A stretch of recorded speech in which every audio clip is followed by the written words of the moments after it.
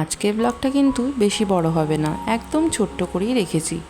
তো শুরু করলাম হচ্ছে আমার ছোট্ট ছানাটার দুষ্টু মিষ্টি বদমাশি দিয়ে এবং ওর ভুবন ভোলানো মিষ্টি হাসি দিয়ে। আশা করছি তোমাদেরও খুব ভালো লাগবে। ওকে তো এমনিতে সবাই খুব ভালোবাসে, আর তোমাদেরও ভালোবাসাটা আমি এক্সপেক্ট করছি যে তোমরা ওকে খুব আদর যত্ন দেবে। তো যাই হোক, কেমন আছো তোমরা? আশা করছি সকলেই ভালো আছো, সুস্থ আছো, এবং আমিও ভালো আছি। তোমাদের সঙ্গে রেগুলার গল্প করতে করতে আমার মনটাও বেশ হালকা হয়ে যায় অনেক সময়। যেগুলো আমি সহজে কোনো কথা বলতে পারি না, ভিডিওর মাধ্যম দিয়ে দেখেছি অনেক কথাই মন থেকে কিন্তু বেরিয়ে যায়। আর এটা সত্যি এক প্রকারে বলতে পারো থেরাপি আমার জন্য। আমি ভিডিও করা, ব্লগ ছাড়া চালিয়ে যেতে চাই। আমার একটা কনস্ট্যান্টলি পুশ লাগে। তো সেই পুশটা কিন্তু অলওয়েজ আমার দুই বান্ধবী আমাকে দিতেই থাকে। সেটা হচ্ছে রিয়া আর অন্তরা।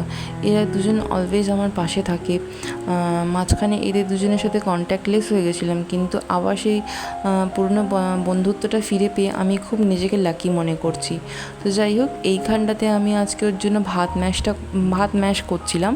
তখন ওই একটা বাটি এনে আমার পাশে রাখলো, মানে ওইটা দিয়ে বোঝাতে চাইছে যে ও ওইটাতে ভাত খাবে। তো সন্ধে হয়ে গেছিলো, তো দেখতেই পাচ্ছ ঘরটা কীরকম লণ্ডভণ্ড। ঠিক এইরকমই আমার জীবনটাও লণ্ডভণ্ড। একটু গুছোতে সময় লাগবে, কিন্তু একটা না একটা সময় ঠিক আমি গুছিয়েই ফেলবো।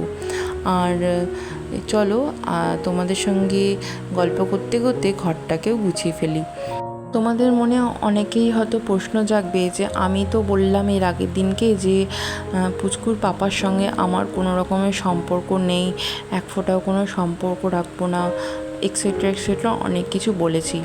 কিন্তু এটাও আমি ক্লিয়ার করতে চাই যে হয়তো আমি সত্যি ওর সঙ্গে কোনো রকম সম্পর্ক রাখতে চাই না, বা ইন ফিউচারে কী হবে আমি ঠিক জানি না।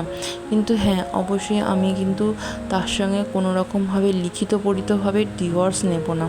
কেননা আমি চাই না যে আমার সন্তান ডিভোর্সি প্যারেন্টস নিয়ে বড় হোক, অথবা ওর মনের মধ্যে কোনো রকম তার মা বাবার খেলাপে কোনো রকমভাবে যেন বিষ না তৈরি হয়।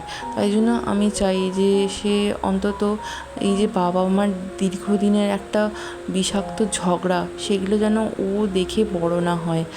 আমাদের মধ্যে যখনই আমরা পাশাপাশি বা কাছাকাছি থাকি, কিছু না কিছু নিয়ে খুঁটিনাটি ঝগড়া লাগে, এবং সেই ঝগড়াটা এমন একটা পর্যায়ে পৌঁছে যায় যেগুলো সত্যি বলতে গেলে একটা বাচ্চার সুস্থভাবে বেড়ে ওঠার জন্য সঠিক নয়। তাই জন্য আমি এই সিদ্ধান্তটা নিয়েছি, আমাকে নিজের থেকেই নিতে হয়েছে বলতে গেলে।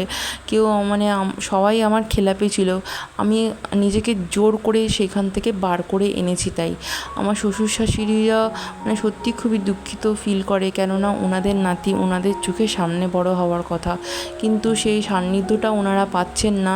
আমারও খুবই খারাপ লাগে, কিন্তু বিশ্বাস করো সবাই, আমিও চাই যে আমিও সংসারটা করি, কিন্তু এই ছোটোখাটো খুঁটিনাটি কারণের জন্যই আমি আজ সংসারটাকে ভাঙতে বাধ্য হলাম।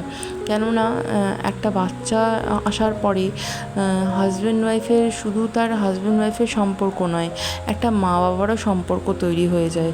সেই মা বাবার সঙ্গে যদি একে অপরকে সবসময় যদি ঝগড়াঝাটি আর উল্টোপাল্টা কথাবার্তা বলতে শুনে, সে বাচ্চার মানসিক পরিস্থিতি কীরকম হয়ে দাঁড়াবে, সেই কথাটাই আমি ভেবে এই এত বড় একটা হার্ড অ্যান্ড সোল ডিসিশানটা নিয়েছি। সামনেই আমার অপারেশন, মোস্ট প্রবাবলি মানডেতে আমার অপারেশন হবে, হয়তো মানডেতেই আমাকে ভর্তি হতে হবে। তো সেরকমভাবে হয়তো কোনো ব্লগ আমি বড় দিতে পারবো না, তবে হ্যাঁ, চ্যানেলে কিন্তু শর্টস ভিডিও প্রচুর আপলোড হবে, যেহেতু আমি প্রিভাবে আর কি আমি আগের থেকে ওটাকে চ্যানেলাইজ করে দিয়েছি। তো টাইম টু টাইম আপলোড হতে থাকবে।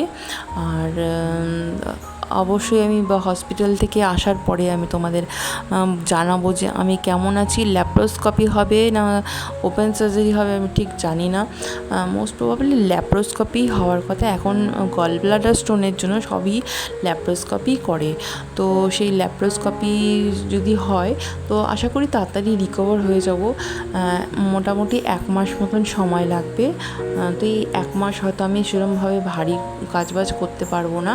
তো পুচকু পুচকুকে আমার মাই দেখাশোনা করবে। তো যাই হোক, আজ আয়নাটা কত নোংরা হয়েছে, দীর্ঘদিন পরিষ্কার না করে করে কীরকম একটা ছাপ ছাপ পড়ে গেছে। তো মুখ দেখতে গেলে অবশ্যই আয়না পরিষ্কার হওয়া দরকার, তাহলেই নাকি ভাগ্য পরিষ্কার হয়। তো তাই জন্য আয়নাটাকেও পরিষ্কার করে নিচ্ছি। আর দীর্ঘদিনের পুরনো ড্রেসিং টেবিল, এইটা যখন ইটালিতে ভূমিকম্প হয়েছিল ঠিক সেদিনকেই এই আয়নাটা ফেটে নিচের দিকে ক্র্যাক হয়ে বসে গেছিলো। তো এই যে মিররটা দেখতে পাচ্ছ, এটা নতুন করে বসানো মিরর, প্রায় 1000 টাকা মতন পড়েছিল মিররটা বসাতে। এটা একদম পরিষ্কার করে টরে নিয়ে এই দেখো ঘরটার আমি ঠিকঠাক করে একটু যেটুকুনি করে হোক গুছিয়ে নিয়েছি। পুচকুর জুতোটা উপরেই রাখি, যেহেতু পুচকু মাঝে মাঝে জুতো নিয়ে খেলতে আরম্ভ করে দেয়, মুখে দিয়ে দেবে বলে জুতোটা উপরেই রাখা থাকে। তো যাই হোক, আজকের ব্লগটা আমি এখানটাতেই শেষ করলাম। দেখা হচ্ছে পরবর্তী কোনো ব্লগে। ততদিন ভালো থেকো, সুস্থ থেকো এবং পাশে থেকো।